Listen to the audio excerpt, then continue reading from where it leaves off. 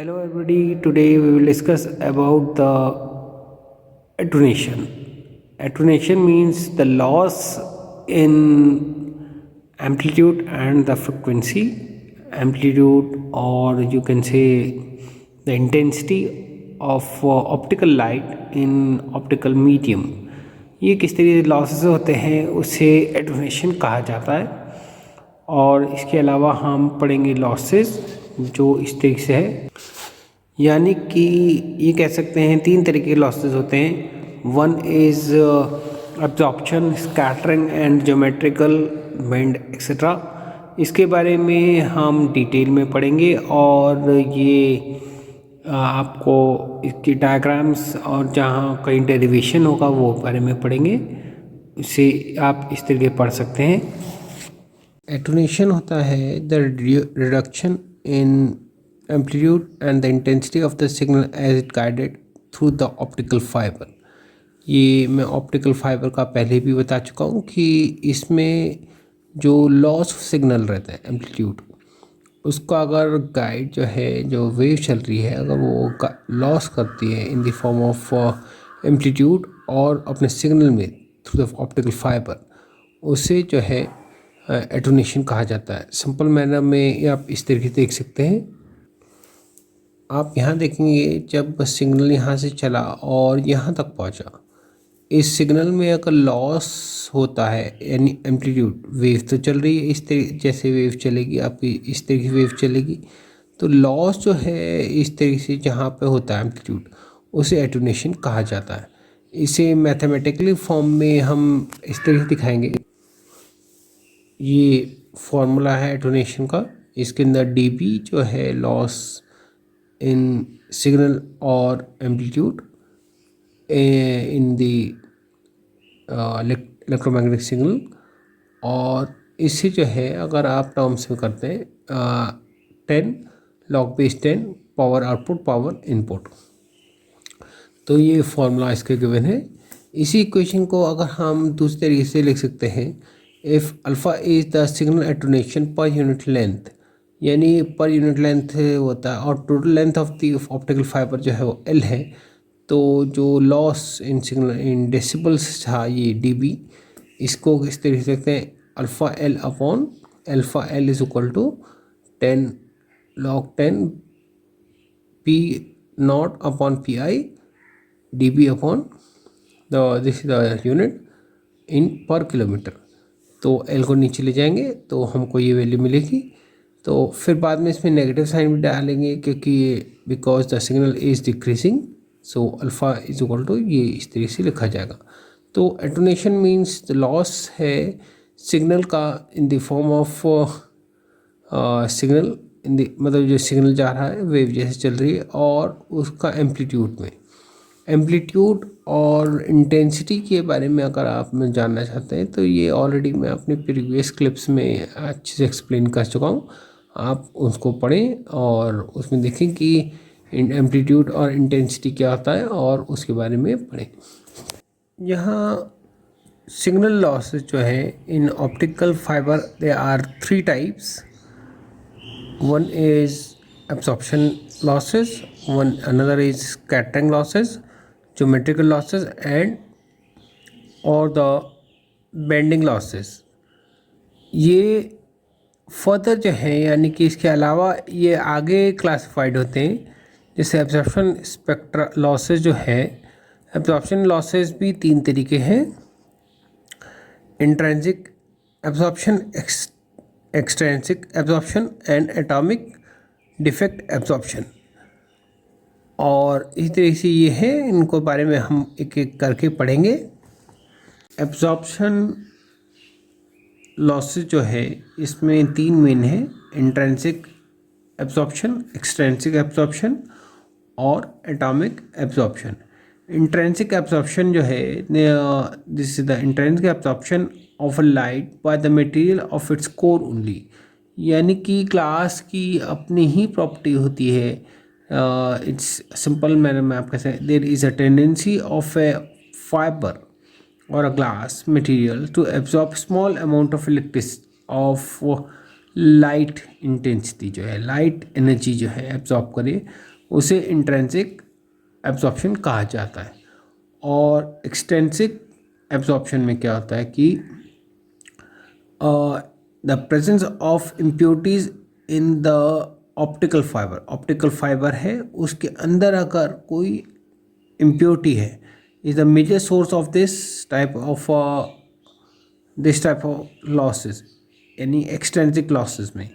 यानी कि आप ये कह सकते हैं कोई मेटल आयंस हैं, हाइड्रोक्सिल आयन है, मेटल आयंस आपका जैसे OH हम लिखते हैं यहाँ, OH बता सकते हैं हाइड्रोक्सिल आयन, या फिर मेटल आयंस जो हैं वो आ गए हैं, मेटल आयंस आ गए कोई भी, तो इस तरीके से जो आ जाते हैं। और सिग्नल जब आप उसे फीड करा रहे हैं, यानी कि जहाँ से आप सिग्नल दे रहे हैं ऑप्टिकल फाइबर में, अब ऑप्टिकल फाइबर में सिग्नल कैसे ट्रांसफ़र करते हैं कोर के लिए जो है, आप मेरी प्रीवियस क्लिप देख सकते हैं, उसमें मैंने समझाया है।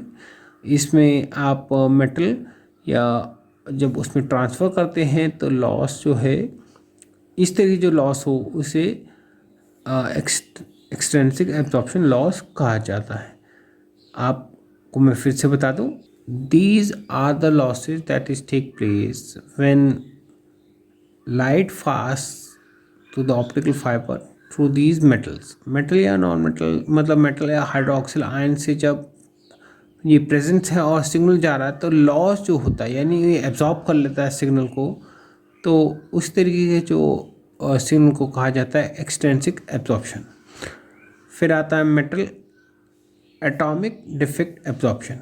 एटॉमिक डिफेक्ट एब्जॉर्प्शन जो है, इसके अंदर दीज आर क्रिएटेड होता है इन the manufacture of the fibre.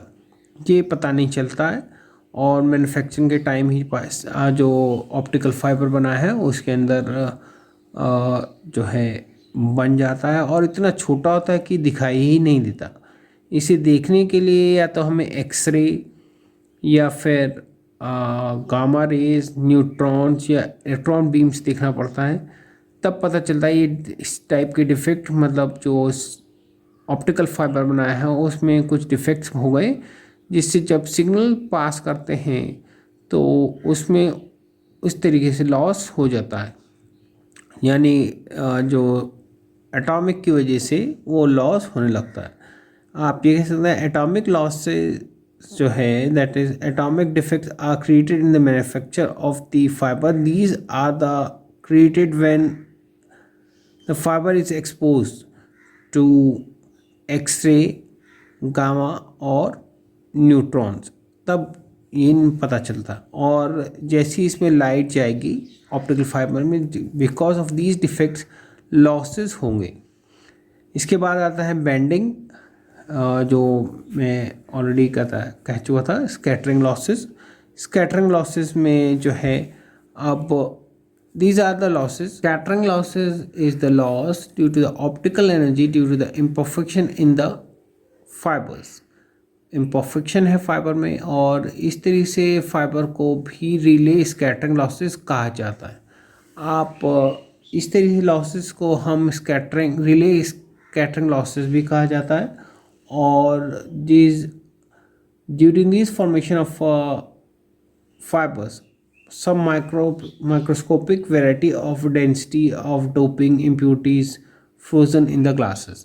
यानी कि काफ़ी जो डोपिंग करते टाइम या फिर डेंसिटी वेरिएशन हो रहा है काफ़ी, तो इस तरह से जब बन जाता है तो उससे कई जगह माइक्रोस्कोपिक है।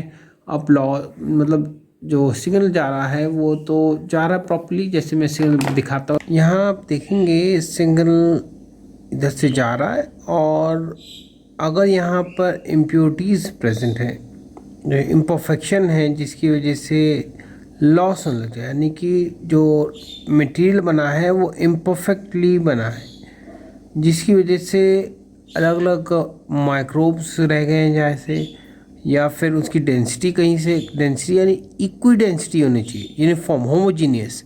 अगर कहीं हेट्रोजीनियस हो जाएगा तब प्रॉब्लम हो जाएगा, वही बात बताई जा रही है। तो इस तरीके से यानी डोपिंग कहीं ज़्यादा हो गई या कम हो गई, या फिर आप ऐसे कह सकते हैं जैसे कि सिंपल मैनर में भाई आटा में नमक डालते ना, नमक अगर कहीं इक्वलेंट डाला तो सही है, और अगर अलग अलग तरीके से ज़्यादा कहीं ज़्यादा कहीं कम आए तो रोटी खाते टाइम जैसे नमक आ जाता है ना कहीं जगह, तो इसी तरीके जब डेंसिटी जो हेट्रोजीनियस हो जाए तो उसमें कहीं एब्जॉर्ब, कहीं पे ज़्यादा रिफ्लेक्शन होगा कहीं पे कम होगा। इस तरीके से रिफ्लेक्शन जो हो रहे हैं उस लॉसेस को जो है हम रिले स्कैटरिंग लॉसेस कहते हैं। यहाँ बेंडिंग लॉसेस हैं और the radiative losses. The bending losses is due to the bends present in the fibre structure. ये भी दो तरीके होते हैं। असल में बेंडिंग स्ट्रक्चर जो हम देख रहे हैं इसमें दो देखें, एक तो माइक्रो बेंडिंग लॉसेस, जैसे कि इसमें माइक्रोब्स बन गए, ग्रीन पेन से मैंने दिखा रखा है इधर, और रेड से उन लाइन को दिखाया कि लाइट जब टकरा करके इधर से बेसिकली यहाँ से लाइट जा रही है और टकरा करके यहाँ से ना स्ट्रेट ना जा करके इंटरनल रिफ्लेक्शन से बाहर आने लगे, रेड कलर से रिप्रेजेंटेशन दिखाई जिससे इसलिए दिखाई दे। इसी तरीके से यहाँ से माइक्रोब की वजह से टोटल इंटरफ्रैक्शन करके आगे ना जा करके यहीं पे एस्केप होने लगी। तो इस तरीके से जहाँ पर माइक्रोब्स बेंडिंग लॉसेस होने लगता है, यानी कि माइक्रोब्स की वजह से ये क्लैडिंग है जो लाइट आगे न जा करके रुकने लगती है, तो इस तरीके से लॉसेस को बेंडिंग लॉसेस कहा जाता है। ये bending losses occur due to the manufacturing and these are so small that they can not seen by the naked eyes. Naked eyes यानी कि खाली आंखों से अगर आप देखना चाहें तो पता नहीं चलेगा, और इसमें वैरायटी ऑफ शेप्स आ जाती हैं, जैसे यहाँ से हल्का सा बेंट है, हल्का सा पता नहीं चला, और 1 माइक्रो या फिर 2 माइक्रो में, तो ये मैन्युफैक्चरिंग में फॉल्ट की वजह से होने लगता है। तो अगर इसे सही से देखा जाए कि इसमें डायमीटर में थोड़ी सी भी गड़बड़ी, जैसे यहाँ देख रहे हैं हल्का सा बेंट है, तो इसी से ही लॉस होने लग जाएगा। तो ये सब चीज़ें मैन्युफैक्चरिंग के टाइम देखी जाती हैं और देखा जाएगा कि लॉस इस तरीके से ना हो, क्योंकि अगर बेंडिंग नहीं होगा तो लॉस नहीं होगा। तो ये भी variety of losses that occur due to formation of microscopic bendings in the core core ये है और क्लैडिंग ये ऊपर है। दूसरा स्ट्रक्चर इसका है, जब ये तो माइक्रोस्कोपिक है, मैक्रोस्कोपिक बेंडिंग भी रहती है, जैसे कि आप देखिए उसे ये दूसरे पेज पे बनाए, ये मैक्रोस्कोपिक बेंडिंग है। बैंड जो है कुछ ज़्यादा ही है, क्योंकि आपको मालूम है कि अर्थ जो है वो भी एकदम स्क्वायर में नहीं है हर जगह, कहीं पे रोड टेढ़ा है कहीं मेढ़ा है। तो जब अगर टेढ़ा मेढ़ा रोड रहेगा तो ऑब्वियसली पाइप जब डालेंगे वो उसमें भी बैंड आ जाएगा। तो अगर बैंड डाला है कहीं से ऊंची कहीं से नीचे, तो इस तरह से जब डालें तो बीच में अगर कॉर्नर आ जाए तो लाइट रेड कलर से ही मैंने रिप्रेजेंटेशन का है, ये क्लैडिंग है, ये कोर से टकरा करके स्ट्रेट ना जाके ये बाहर जाने लग जाए। तो इस तरह कॉर्नर जो प्रोड्यूस होता है, जब अगर उसके डायमीटर जो है इससे थोड़ा बड़ा हो जाए, तो इस तरीके से जो लॉसेस होने लगता है वो इस तरह के लॉसेस को हम मैक्रो बेंडिंग लॉसेस कहते हैं। Micro bending losses of the fiber result in the loss of electricity in the light energy when the radius of the curvature of a bending is greater than the fiber diameter से अगर उससे कुछ ज़्यादा ही बड़ा हो जाए, जो मैं ऑलरेडी बता भी चुका हूँ कि अगर कॉर्नर इतना बड़ा हो जाए कि डायमीटर से भी जो आपका फाइबर डायमीटर है उससे भी बड़ा हो जाए, तो इस तरीके से लॉसेस होने लगता है। ये मेन लॉसेस हैं जो हम नज़र आते हैं फाइबर ऑप्टिक्स में। और आज के लिए बस इतना ही, और जिन्होंने मेरा चैनल सब्सक्राइब नहीं किया है सब्सक्राइब कर दें, शेयर करें और लाइक करें, जिससे कि उन्हें मेरे वीडियोस के अपडेट मिलते रहे, स्ट्रॉन्ग बेस रहे, जिससे स्ट्रॉन्ग फिज़िक्स बेस रहे, जिससे कि वो आराम से कहीं पे भी फिज़िक्स के कोई क्वेश्चन पूछे कंपटीशन में या इंटरव्यू में, तो आसानी से जवाब दे सकें और अपना खूब नाम स्कोर करें और एग्ज़ाम्स में स्कोर करें, कंपटीशन में स्कोर करें। और ये ज़्यादातर क्लिप्स उन स्टूडेंट के लिए है जिनका स्ट्रॉन्ग बेस नहीं है, जिनको सही से नहीं आता है और सही से बुक्स ना होने और टीचर ना होने की वजह से वो कमज़ोर हो गए हैं। मगर अगर आप सही से बेस देखें, सही से मतलब फिज़िक्स के मेरे चैनल देखें तो आपका स्ट्रॉन्ग बेस बनेगा, क्योंकि हिंदी इंग्लिश में दोनों में समझाया जाता है और आप अच्छा अपना स्कोर कर सकते हैं और ये आपके आगे का फ्यूचर के मार्गदर्शन के लिए बहुत काम आएंगे। आज के लिए इतना ही। थैंक